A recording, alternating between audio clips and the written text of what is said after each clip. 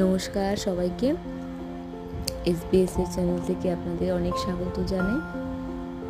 আজকের দিনটা দেখুন কত সুন্দর, আকাশটা কত সুন্দর লাগছে। আজকে খুব সুন্দর বাতাস দিচ্ছে, না ঠান্ডা আছে না গরম আছে, ওদেরটা খুব ভালো। এখন পশ্চিমবঙ্গে বৃষ্টি হচ্ছে, কিন্তু আমাদের এখানে রোদ উঠেছে। আজকে আপনাদের সামনে প্রয়াগরাজ সম্পর্কে কিছু বলার জন্য এলাম। আপনারা সকলেই জানেন প্রয়াগরাজে মহাকুম্ভের মেলা হচ্ছে প্রায় 144 বছর পর। আমরা উত্তরপ্রদেশেই থাকি। আমরাও আপনাদের মনে নিয়ে ভেবেছিলাম যে সেদিকে যাবো, কিন্তু মহাকুম্ভে ঘটে যাওয়া ঘটনা আর 17 ফেব্রুয়ারি দিল্লি স্টেশনে ঘটে যাওয়া ঘটনা থেকে আমি তো অবাক। দিল্লি স্টেশনে প্রায় 18 জন মানুষ মারা যায় এবং বহু সংখ্যক মানুষ হসপিটালে ভর্তি। এত মানুষের ভিড়ে বহু সংখ্যক মানুষ মারা যায় প্রায় ধাক্কাধাক্কির জন্য।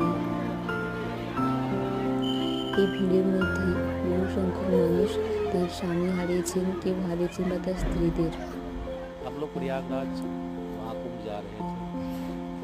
গঙ্গায় স্নান করলে যদি সত্যি পাপ ক্ষয় হতো, তাহলে গঙ্গায় থাকা মাছ, কচ্ছপ, সাপ এরা অনেক আগেই মুক্তি লাভ করত।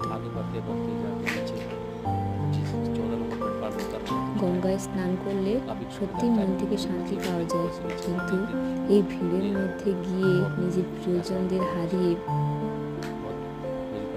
অনেক মানুষই আজ হতাশাগ্রস্ত। বহু সংখ্যক অ্যাম্বুলেন্স দাঁড়িয়ে রয়েছে।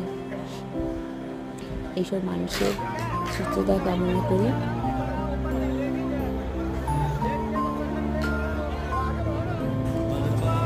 গঙ্গায় স্নান করলে নাকি পুণ্য হয়, পাপ ক্ষয় হয়। এসব কথা শুনে আপনারা কাদের মতো বানাচ্ছেন? নিজেকে নাকি সবাইকে, না গঙ্গাকে? সবাই ভালো থাকবেন, সাবধানে থাকবেন।